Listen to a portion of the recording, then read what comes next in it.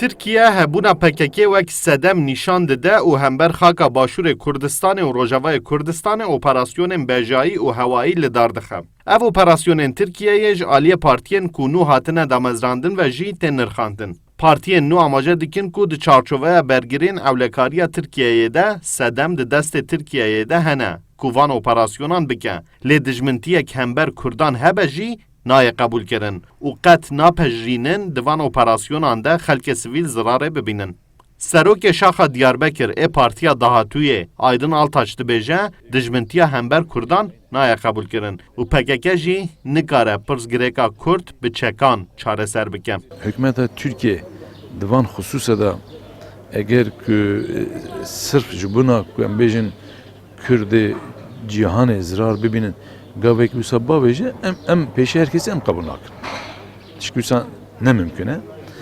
Lê tiştek carnê ez ê dubare bikim divê xusûsiyê da eğer jibuna ewlahiya heremê operasyonekî wisa çêbibe eviya jî hêza me ya sor gere sivîl ti keskî zirar nebînin yani.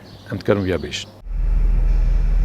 Operasyonên Tirkiyeyê yên serbazî ji aliyê îmaja Tirkiyeyê ya navneteweyî ve jî tên nirxandin û egera operasyoneke nû ya hember Rojhilatê Firatê de bo Tirkiyeyê wek gavek metirsîdar tên nirxandin. Şîrovekar Nevzat Bingöl dibêje operasyona herî dawiya hember Rojava de bertekên mezin ji qada navneteweyî derket. Lê niha Tirkiye girêdayî siyaseta navxwe dixwaze operasyoneke nû li hember Rojhilatê Firatê li dar bixe. Mevcut hükümet iktidarda kalabilmek için Desthilatê niha dixwaze dilê kesên mihafazakar û netewperest xweş bike. Ji ber wê operasyonek serbazî hember Rojhilatê Firatê di rojevê de ye, dê Tirkiye operasyonek nû bike jî. Bi texmîna min di mijdara îsal de hilbijartinek pêşwext di pêşiya me de ye. Ji ber wê jî desthilat beriya hilbijartinek pêşwext hem gava Ayasofyaya avêt û hem jî wê operasyonek hember Rojhilatê Firatê li dar bixe ku bikare dengê mihafazakar û netewperestan bistîne.